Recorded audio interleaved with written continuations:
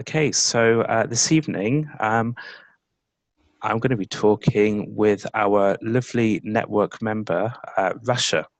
Rasha's been involved in the peer support network, the East London SendNet, since it it we became independent in September 2017, and before that, Rasha was volunteering as a befriender with the Scope project. So, Rasha and I have known each other for 3 years, coming up to 3 years, which is you know, quite a long time, in a lot of ways.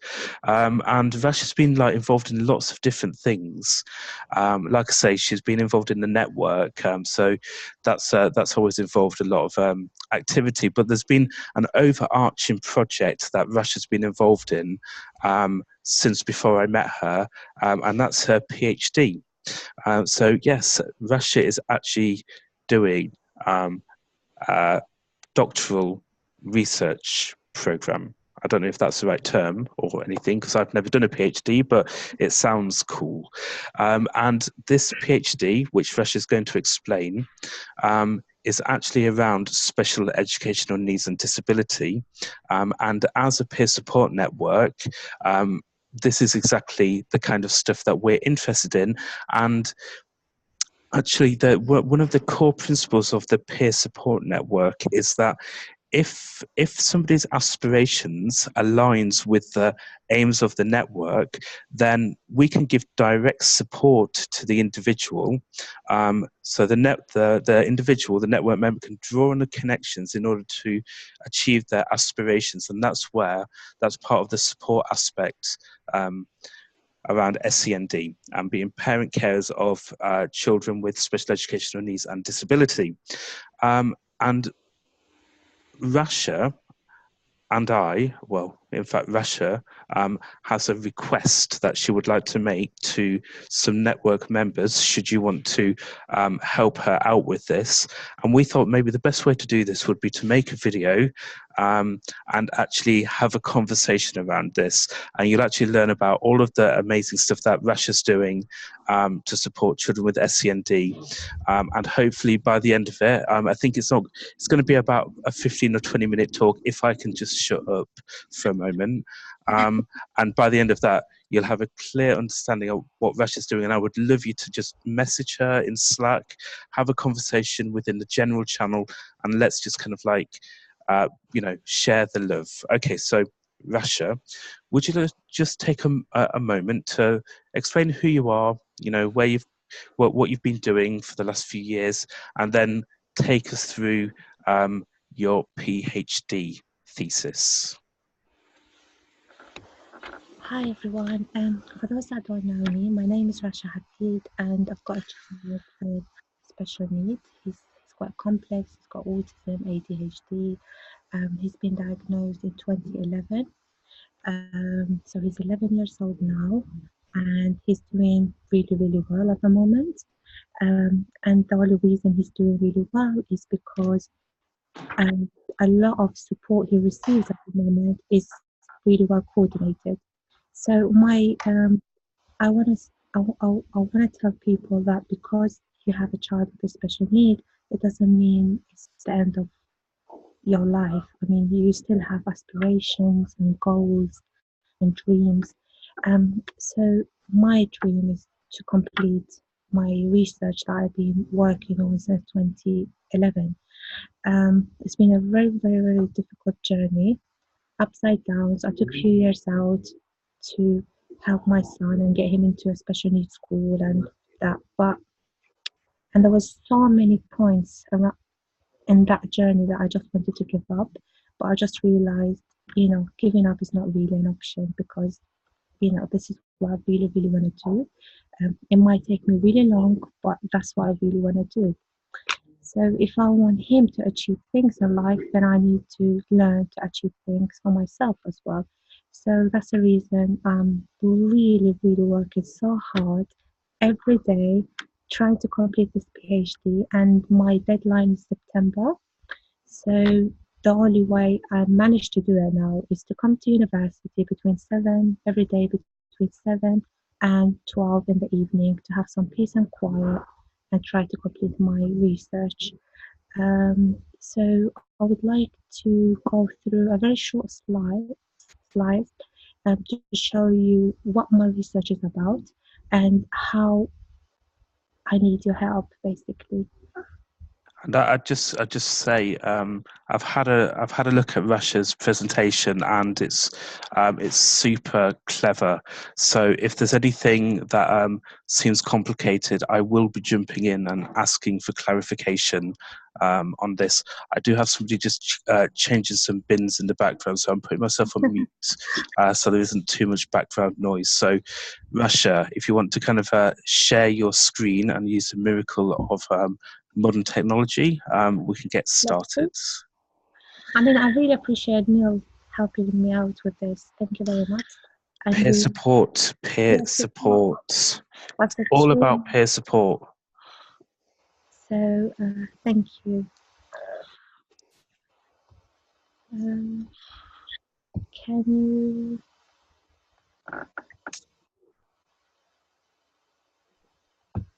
Neil, can you see it?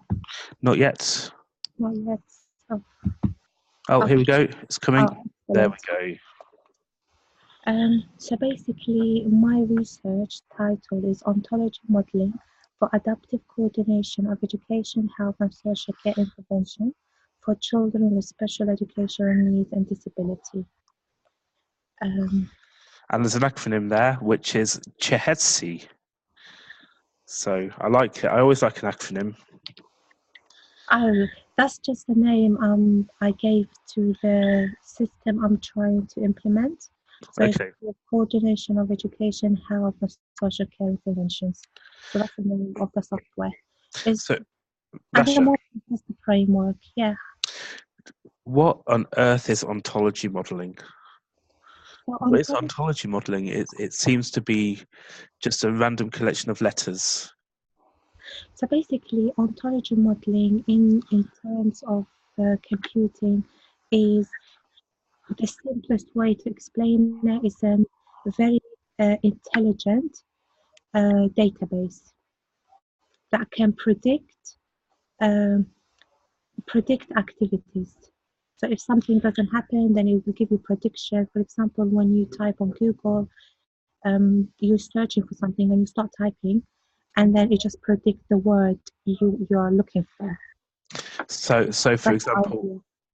well, when I'm trying to type something on my Yeah. phone, and it takes me about 20 minutes because my predictive text is completely changing my words all the time, I've got you to blame. Is that right? Um, Good. okay, kind of. Okay, I just Only, want to only, know who when- to blame, that's all. only when it comes to education, health, and social care, you can blame. Other than that, no. Well, we all need somebody to blame when it comes to education, health, and social care plans. So, You've got someone to blame. yeah.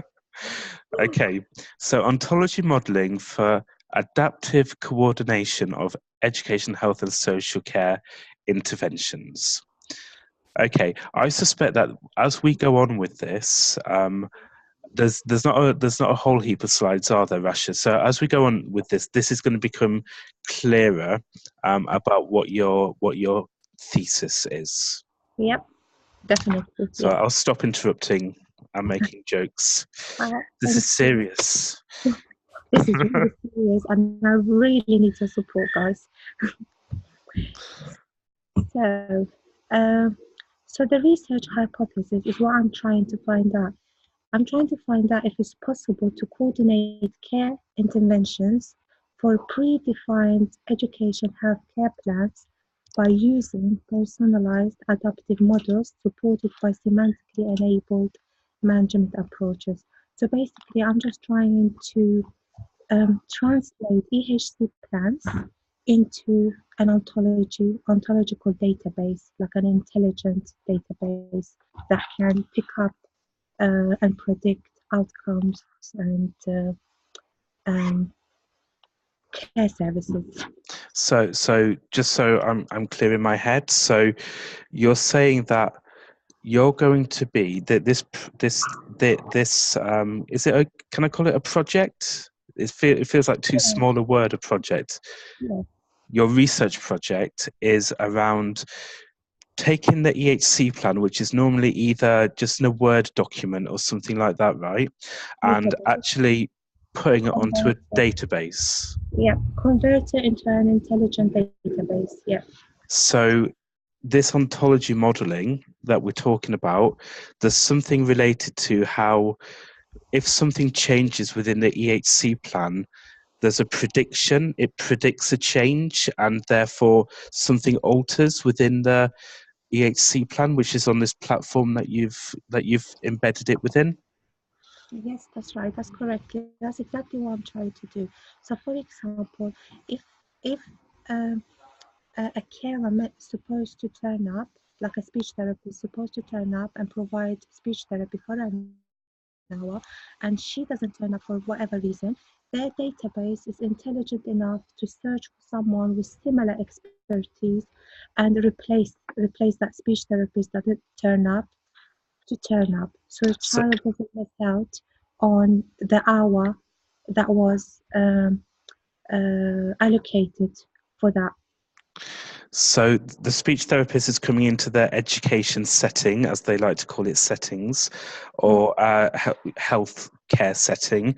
And if that speech therapist doesn't turn up for whatever reason, maybe they got lost, apparently that happens, or their child is ill at home, then or they don't turn up because the paperwork went missing or something like that, Yeah. then your system is designed to identify a speech therapist who. With similar characteristics and very close. Like location is very important as well for her to turn up. Okay, so how quickly could that person turn up? It obviously wouldn't be at the time that so it's Monday at 11 o'clock. The speech therapist should be there at at half 11. This system isn't about finding somebody at that short notice and getting them there for that appointment. Is it about like them coming the next week or? Well, to be honest, ideally is meant to be the change is meant to happen within 2 hours. That's Okay, ideally, but it all depends because it depends how many carers I have that cover the same area and available at the same time. So okay, the system will give you options of carers that are available at the time and with the same expertise. But if they're not available, then the slot can be rearranged. okay. Yeah, but Wow. at the moment the system is like a framework, so it's not a complete live system. So it all depends how many carers are available in a specific area. Okay. So So when you far, say it's a couple. carers, Yeah, like for example, what I mean. Sorry, I didn't mean carers. I meant professionals, okay, speech therapist or occupational therapist, or even like professional teaching assistant. okay, okay, okay. Right, Um, continue. I think this is good. If I understand it, then I think the people watching this video will be understanding up until this point as well. yeah. So the aim and contribution of this research is to model and develop an intelligent system. So basically, like I was explaining, it predicts, it gives you a list of available service providers if the service provider didn't turn up, for example. So it's very early stages, and this is the idea behind it. Okay. Um, One thing that is jumping out at me is to provide personalised care interventions for children and young adults with SEND based on a care plan. So, from my understanding of this field, personalisation is essential, isn't it? Actually putting the personalization is putting the individual, putting the child or young person in the center, looking at what they need, and then fulfilling that need with the provision of the speech and language therapist, for example. So it sounds like this is actually, you're designing this so it's not just any person that turns up. It's a Right, specific person that has been identified within the care plan. definitely. But saying that if the person that is identified in the care plan doesn't turn up, the system is intelligent enough to find a replacement with exactly the same characteristics. Okay. Yeah. Okay, that's amazing. I mean, that is so amazing that, it's just amazing. I would, Mhm. I think that, I don't know how many people watching this video will have experienced this, but I definitely know a lot of people, and they say, they just didn't turn up. They just didn't turn up. They didn't come. There's They no didn't reason why. come, yeah. And if someone turn up, then they would not have the same expertise as the person that they're meant to be covering for, Yeah. and that means the child will miss out on the time they spend with the person. They miss out on the outcome they are meant to be working towards. This is where the system picks up the carers. I mean professionals the professionals that have the same expertise that meant to be providing the care in the EHC plan. So that's the idea. That's why I need the EHC plans. Okay, so this is a good point to move on Mhm. to your timeline. I know that we don't have a timeline specifically in this. Yeah, Actually, do you want to talk about this coordination of care. briefly? Yeah, so basically, what is coordination of care? Coordination of care has been defined as the deliberate organization of patient care activities between two or more participants, including the patient, involved in a patient care to facilitate the appropriate delivery of healthcare services.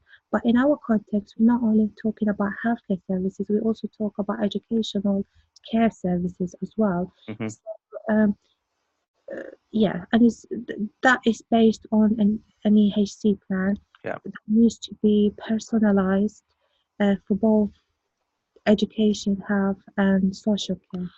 And just for those that aren't absolute nerds and geeks and haven't necessarily had to have become experts on all of this stuff. This all kind of started in the Children and Families Act of 2014 when That's right. they there was some huge reforms that were brought into place in 2014, and it was introducing the education and healthcare plan to replace statements and to coordinate health, education, and social care.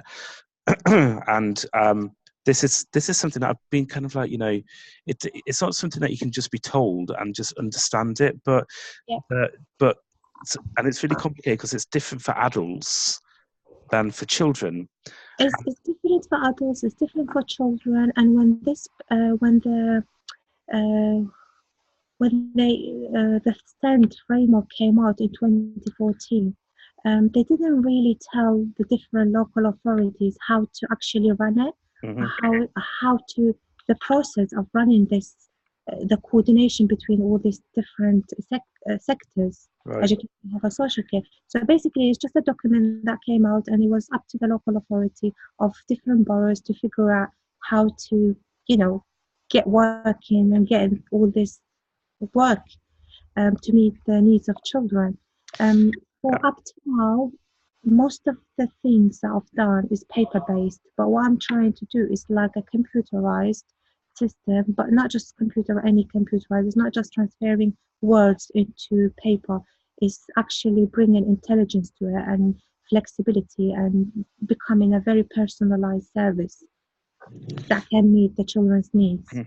That's amazing, and I think one of the problems that is just so deeply rooted within communities and in our circles of society is just a disconnection. Even though the EHC plans are supposed to bring everyone together, a chain is only as strong as its weakest link. And if they don't turn up to that EHC meeting, or they don't turn up to any of the sessions, everything's just thrown out. And so if if like the local authority isn't kind of up to scratch, or they're not as committed to these reforms, then the whole thing just doesn't kind of work. And it feels like what you're doing is you're taking away some of the kind of pressure off of these guys to actually be decent human beings and do their job properly.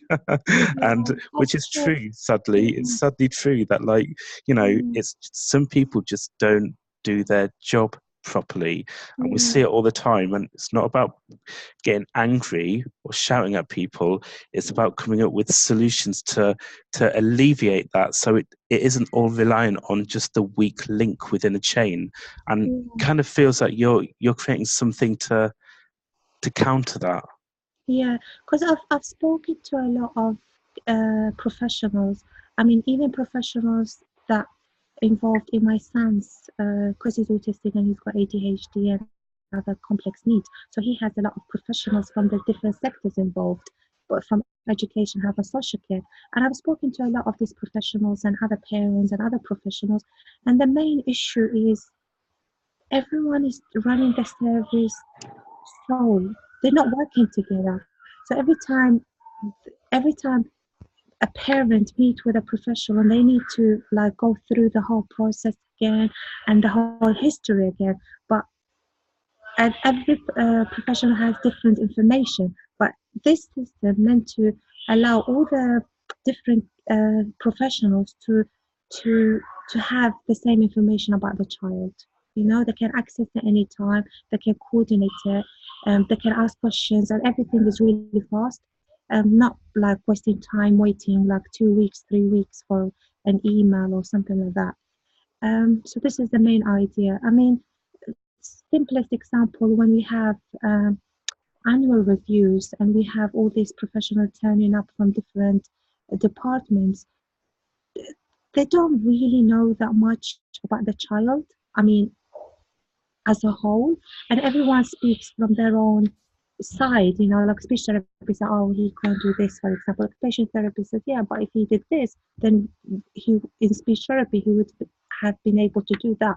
But if we have this coordinated system, then we're talking about a really integrated service that meets a child's needs. Rasha, that. I mean, to me, that sounds super cool. So, what can we do as the East London SendNet, as network members, wanting the best for you, wishing you the best? What can we do? Um, so basically, in order, I've created the system, I've done the modeling, I've been doing the research for the last 5, 6 years, 6 years, and I am at a stage where I need to test and validate my framework. And in order to do that, I need to collect sample EHC plans from individuals with autism. That's my main SDN. Just because otherwise, it would be a really, really big project that will consume a lot of time. So I was told to focus on one specific area. However, the system is very generic. So I would also like to collect some information or EHC plan from individuals with other diagnoses. This is to Okay, allow the system to be more flexible, to show how it can be flexible. It's not only for one specific diagnosis. so my daughter has a rare disease. So I could I could. What is it? You want me to send you a copy of her EHC plan, or give it to you in paper, or email it to you? How do you want me to give you my daughter's EHC plan? If you have an electronic version, I would really prefer. I mean, this would be the preferred method. But I know a lot of parents don't have an electronic version, so it's fine. I don't mind meeting up with them, or they can come to my house. And I live in East London, not far away, and I've got a printer and a copy, and I can just copy it and print it and give it back to parents at the same time. Because I understand parents don't want to like give the EHC plan maybe for like Mhm. a day or so, so I can do it on the spot. You could, I mean, Um, it's easy just to take a photo of a page and then just text it to you, right? I mean, if I had a paper copy, I could just take a photo with my phone yeah, and just send it yeah, to you in the Slack group.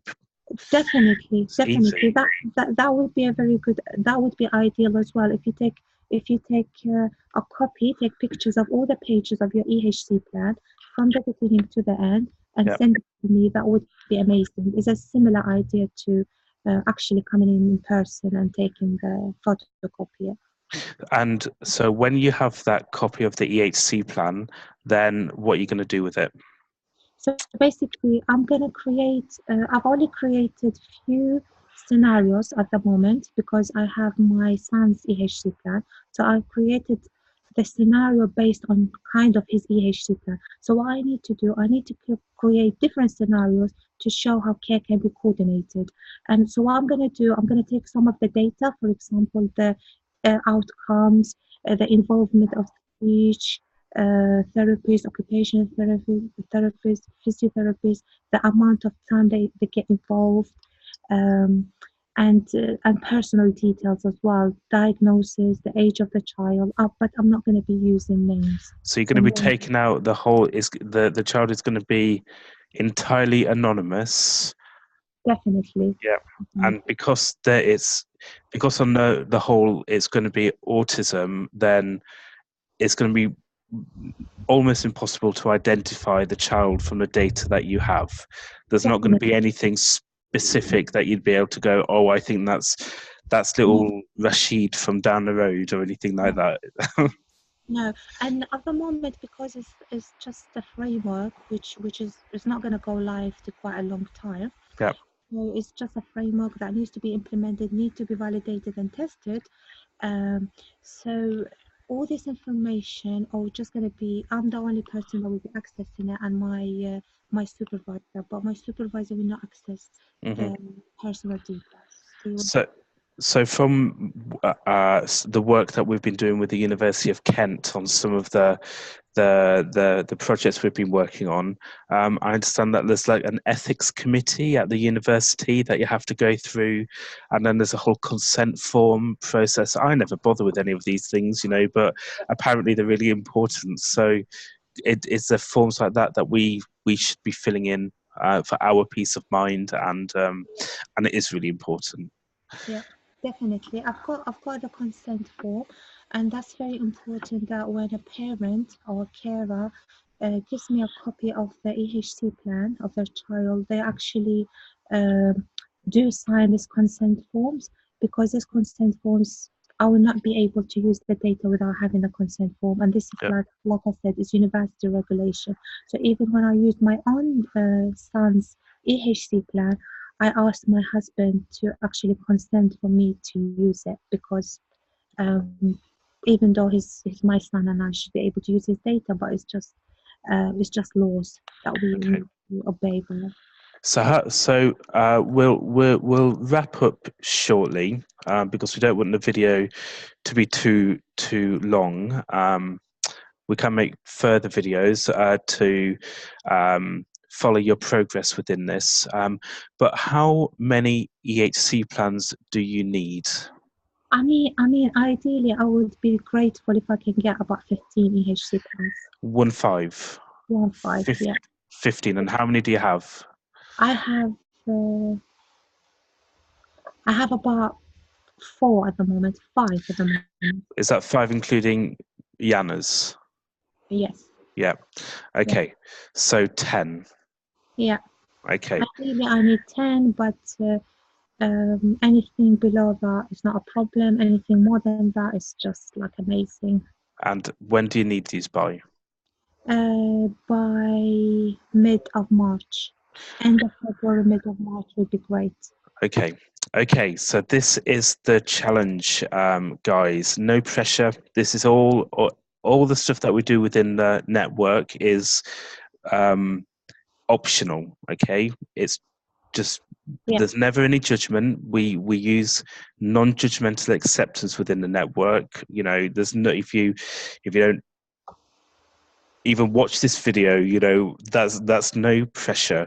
However, um, the other side of that is that the good peer support, which is what we do, and that's why we manage the numbers within the network. That's why we don't scale up and get hundreds of people into this, is because we want to be providing good peer support to each other. And I think that if you can pass the EHC plan to Rasha for only her eyes and her tutor's eyes, you would probably be helping to create some significant social change if we can if this can go forward. I think it's important, not just in on the bigger level with actually making SEND and the SEND reforms work, but also for Rasha as well.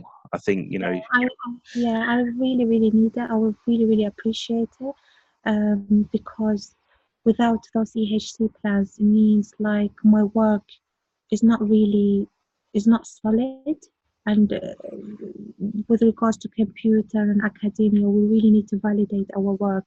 And the only way we validate our work is by bringing real life scenarios, anonymous. No one will know about them, but just saying we have this and this has been tested in that system and is working. And it's just about data, so it's nothing. Okay. And I can assure you, no one will know. It's just me and my supervisor. Okay. Do you have a thank you slide? Yes, definitely. Thank you so much for your time. Thank you for your time, Neil. I really appreciate your support and help. Always. Serve it. What is it? Leadership through service. Leadership through service. Okay. Take care, guys. Bye.